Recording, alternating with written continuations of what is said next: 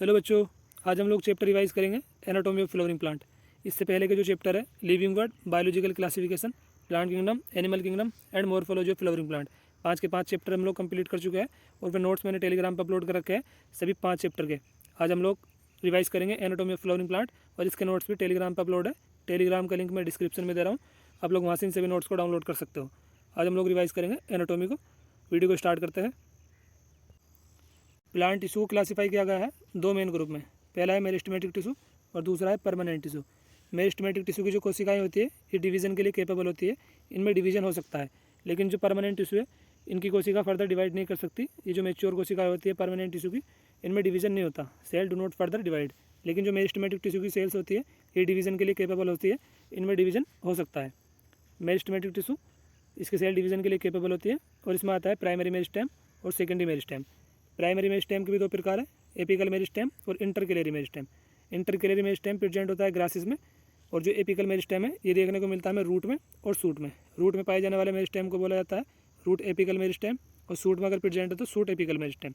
Secondary meristem के example है vascular cambium and cork cambium. Vascular cambium के प्रकार है इंटरफेसिकुलर वेस्कुलर कैम्बियम और इंट्राफेसिकुलर वेस्कुलर कैम्बियम। अब है permanent tissue.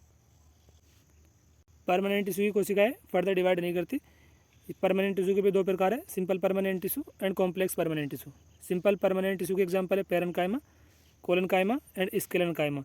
Parenchyma, collenchyma, sclerenchyma. Parenchyma and collenchyma both are the example of living tissue, but sclerenchyma it is an example of dead tissue. इसके बाद है complex permanent tissue, इसमें आता है xylem and phloem. और ये नीचे जाइलम के टाइप्स बता रखे हैं, ट्रेकिड, वेसल, जाइलम फाइबर और जाइलम पैरेन्काइमा। ऐसे ही फ्लोएम के कुछ भाग होते हैं, companion cell, sieve tube element, phloem parenchyma and phloem fibre. Leaves के फॉर्मेशन के समय और स्टेम के इलोंगेशन के समय कुछ सेल्स जो होती है वो सूट एपिकल मेरिस्टेम से पीछे छूट जाती है, जिन्हें बोला जाता है एक्सिलरी बड। एक्सिलरी बड का काम होता है न्यू ब्रांच का फॉर्मेशन करना, वही लीव के एक्सिस में प्रेजेंट होती है। During the formation of leaves के फॉर्मेशन के समय और स्टेम के इलोंगेशन के समय कुछ कोशिकाएं जो होती है वो सूट एपिकल मेरिस्टेम से पीछे छूट जाती है, जिन्हें बोला जाता है एक्सिलरी बड। ये लीव्स के एक्सिस में प्रेजेंट होती है और इनका काम होता है न्यू ब्रांच का फॉर्मेशन करना। अब हम देखते हैं मेरिस्टेम को on the basis of origin. On the basis of origin meristem के 3 प्रकार होते हैं, promeristem, primary meristem and secondary meristem. जो प्रोमेरिस्टेम है ये डेवलप होता है ड्यूरिंग एम्ब्रियोनिक स्टेज। इसका काम होता है प्राइमरी मेरिस्टेम का फॉर्मेशन करना। जो प्रोमेरिस्टेम है ये डेवलप होता है ड्यूरिंग एम्ब्रियोनिक स्टेज, इसका काम होता है प्राइमरी मेरिस्टेम का फॉर्मेशन करना। जो प्राइमरी मेरिस्टेम है इसका काम होता है प्लांट की प्राइमरी ग्रोथ कराना, provide primary growth to the plant, और ये अपीयर होता है प्लांट की अर्ली लाइफ में। सेकेंडरी मेरिस्टेम प्राइमरी मेरिस्टेम के बाद अपीयर होता है और सेकेंडरी मेरिस्टेम को बोला जाता है लेटरल मेरिस्टेम, और ये क्या करता है प्लांट को सेकेंडरी ग्रोथ प्रोवाइड कराता है, थिकनेस को बढ़ाता है प्लांट की। सेकेंडरी मेरिस्टेम प्लांट की मोटाई को बढ़ाता है और जो प्राइमरी मेरिस्टेम है ये प्लांट की लंबाई को बढ़ाता है। सेकेंडरी मेरिस्टेम के एग्जांपल है कोर्क कैम्बियम, वेस्कुलर कैम्बियम, और ऐसे प्राइमरी मेरिस्टेम में आ जाएगा एपिकल मेरिस्टेम और इंटरकैलरी मेरिस्टेम। एपिकल मेरिस्टेम ये रूट की और सूट की टिप पे प्रेजेंट होता है। अगर रूट की टिप पे प्रेजेंट है तो उस मेरिस्टेम को बोला जाता है रूट एपिकल मेरिस्टेम। अगर सूट की टिप पे प्रेजेंट है तो suit apical meristem. Intercalary meristem ये ग्रासिस मोनोकोट में प्रेजेंट होता है और इसका काम होता है हर्बीवोर के द्वारा जो घासें चली जाती है उस रिमूविंग पार्ट को रीजनरेट कर देना। और सेकेंडरी मेरिस्टेम तो मैंने आपको बता दिया, प्लांट की मोटाई बढ़ाता है, गर्थ ऑफ प्लांट इंक्रीज कर देता है। एग्जांपल है सेकेंडरी मेरिस्टेम के कोर्क कैम्बियम, वेस्कुलर कैम्बियम, और एपिकल मेरिस्टेम और इंटरकैलरी मेरिस्टेम ये एग्जांपल है प्राइमरी मेरिस्टेम के। वेस्कुलर बंडल की बात करें तो रेडियल वेस्कुलर बंडल रूट में प्रेजेंट होता है। जो कॉन्जॉइंट वेस्कुलर बंडल है ये स्टेम में और लीव्स में, open vascular bundle dicot stem में और क्लोज वेस्कुलर बंडल मोनोकोट में।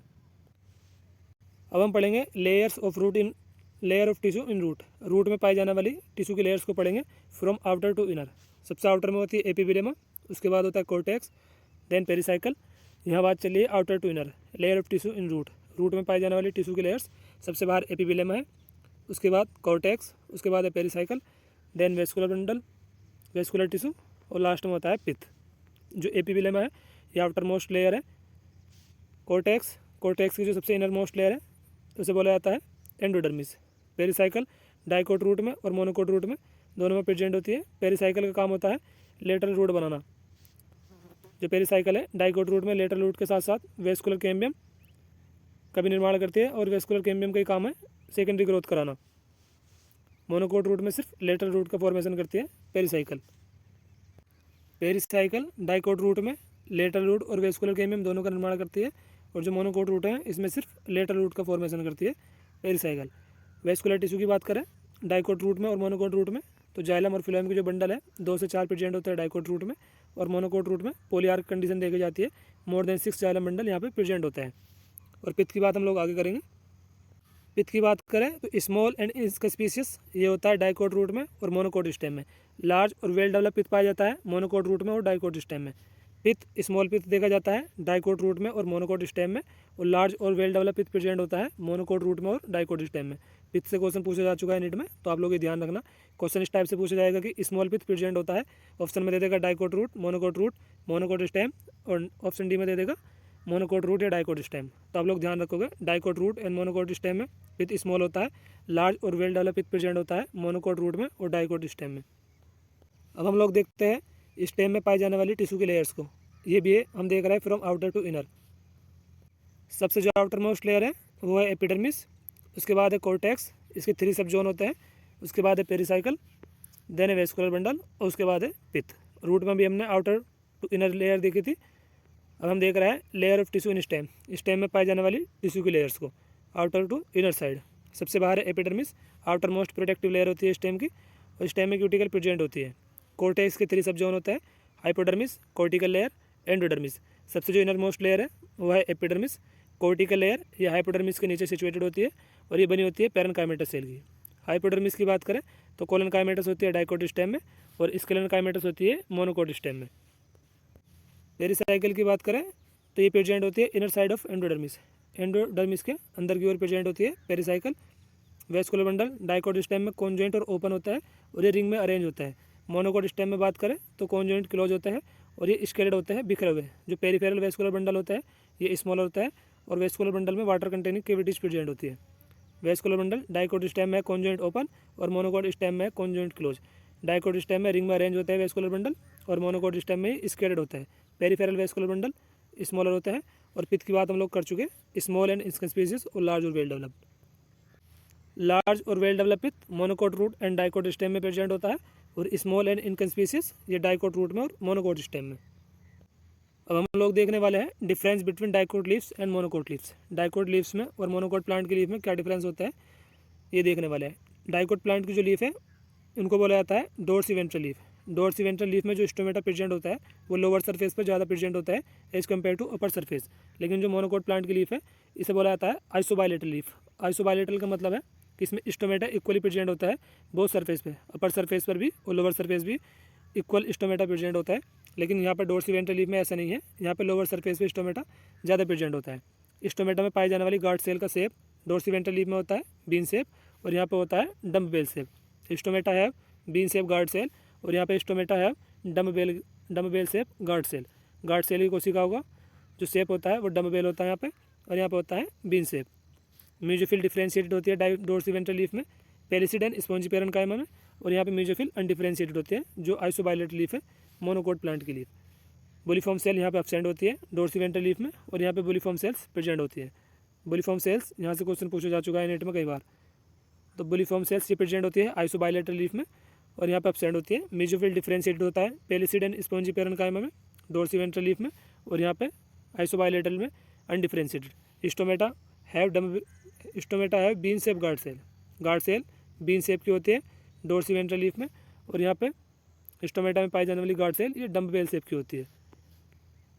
स्टोमेटा इक्वली दोनों सरफेस पे प्रेजेंट होंगे आइसोबायलेटरल लीफ में, और लोअर सरफेस पे ज़्यादा प्रेजेंट होंगे डोर्सिवेंट्रल लीफ में। अब हम लोग देखने वाले हैं difference between root and stem. Root में और स्टेम में क्या मेजर डिफरेंस है वो देखने वाले हैं अब हम। स्टेम और इधर है रूट। स्टेम अराइज होता है plumule of embryo of the germinating seed. एक जर्मिनेटिंग सीड के एम्ब्रियो के प्लूम्यूल से अराइज होता है स्टेम, और रूट अराइज होती है रेडिकल ऑफ एम्ब्रियो। एम्ब्रियो के रेडिकल से अराइज होती है रूट, और प्लूम्यूल से अराइज होता है स्टेम। क्यूटिकल प्रेजेंट होती है स्टेम में ऑन एपिडर्मिस, लेकिन रूट में क्यूटिकल एब्सेंट होती है। हाइपोडर्मिस स्टेम में प्रेजेंट है और हाइपोडर्मिस रूट में एब्सेंट। हाइपोडर्मिस प्रेजेंट और हाइपोडर्मिस एब्सेंट। जाइलम यहाँ पे एंडार्च कंडीशन देखी जाती है, और यहाँ पे है एक्जार्च। वेस्कुलर बंडल कॉन्जॉइंट होता है स्टेम में, और वेस्कुलर बंडल रेडियल होता है रूट में, आर से रेडियल और आर से है रूट। रेडियल वेस्कुलर बंडल है रूट में प्रेजेंट और कॉन्जॉइंट है स्टेम में। स्टेम अराइज होता है प्लूम्यूल ऑफ द एम्ब्रियो और फिर जर्मिनेटिंग सीड, एक जर्मिनेटिंग सीड के एम्ब्रियो के प्लूम्यूल से अराइज होता है स्टेम, और रेडिकल से रूट अराइज होती है।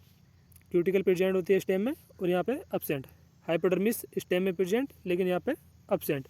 जाइलम एंडार्च और यहाँ पे एक्सार्च कंडीशन है, और वेस्कुलर बंडल यहाँ पे कॉन्जॉइंट होता है और यहाँ पे होता है रेडियल। मैंने आपको बता दिया कैसे याद रखोगे, आर से आ रहा है रेडियल और आर से आ रहा है रूट। अब हम लोग देखने वाले हैं difference between dicot and monocot stem. Dicot और मोनोकोट स्टेम में क्या मेजर डिफरेंस है, अब हम लोग वो देखेंगे। इधर है डाइकोट स्टेम और इधर है मोनोकोट स्टेम। डाइकोट स्टेम में हाइपोडर्मिस कोलन काइमेटस होती है और मोनोकोट स्टेम में hypodermis sclerenchymatous. With well develop होता है डाइकोट स्टेम में और एब्सेंट होता है, ये स्मॉल होता है मोनोकोट स्टेम में। फिलोएम पैरेन्काइमा डाइकोट स्टेम में प्रेजेंट है और फिलोएम पैरेन्काइमा मोनोकोट स्टेम में एब्सेंट। वेस्कुलर बंडल की बात करें तो रिंग में अरेंज होते हैं डाइकोट स्टेम में, vascular bundle are arrange in ring. Ring में अरेंज होते हैं वेस्कुलर बंडल डाइकोट स्टेम में। मोनोकोट स्टेम में वेस्कुलर बंडल स्केलेड होते हैं, बिखरे हुए। वेस्कुलर बंडल यहाँ पे कॉन्जॉइंट क्लोज एंड कोलेटरल होता है मोनोकोट स्टेम में, और vascular bundle conjoint collateral open होता है डाइकोट स्टेम में। सेकेंडरी ग्रोथ डाइकोट स्टेम में प्रेजेंट होती है और मोनोकोट में एब्सेंट है secondary growth. Medullary rays are present between vascular bundle, vascular bundle के बीच में डाइकोट स्टेम में मेडुलरी रेज प्रेजेंट होती है और मोनोकोट स्टेम में मेडुलरी रेज एब्सेंट होती है। डाइकोट स्टेम में हम देख रहे थे हाइपोडर्मिस यहाँ पे कोलन काइमेटस है और यहाँ पे स्केलन काइमेटस। पिथ वेल डेवलप होता है डाइकोट स्टेम में और मोनोकोट स्टेम में एब्सेंट और स्मॉल होता है, तो ये आप लोग ध्यान रखोगे। पिथ से क्वेश्चन पूछे भी जा चुके हैं प्रीवियस ईयर में। फिलोएम पैरेन्काइमा प्रेजेंट है डाइकोट स्टेम में और एब्सेंट है मोनोकोट स्टेम में। वेस्कुलर बंडल रिंग में अरेंज होता है डाइकोट स्टेम में और स्कैटर्ड यानी कि बिखरे हुए होते हैं मोनोकोट स्टेम में। कॉन्जॉइंट कोलेटरल ओपन होता है second, conjoint collateral open dicot stem में, और वेस्कुलर बंडल कॉन्जॉइंट कोलेटरल और क्लोज होता है मोनोकोट स्टेम में। सेकेंडरी ग्रोथ डाइकोट स्टेम में प्रेजेंट और मोनोकोट में absent. Medullary rays are present between vascular bundle, vascular bundle के बीच में मेडुलरी रेज प्रेजेंट होती है और यहाँ पे मेडुलरी रेज एब्सेंट होती है। तो इस वीडियो में हम लोगों ने एनाटॉमी ऑफ फ्लोर इम्प्लांट के कुछ इंपॉर्टेंट पॉइंट्स कवर किए हैं। वीडियो आप लोगों को कैसी लगी कमेंट करके जरूर बताना। कल हम लोग पढ़ने वाले हैं एनिमल टिश्यू। इस वीडियो को यहीं पे एंड करते हैं। थैंक यू दोस्तों।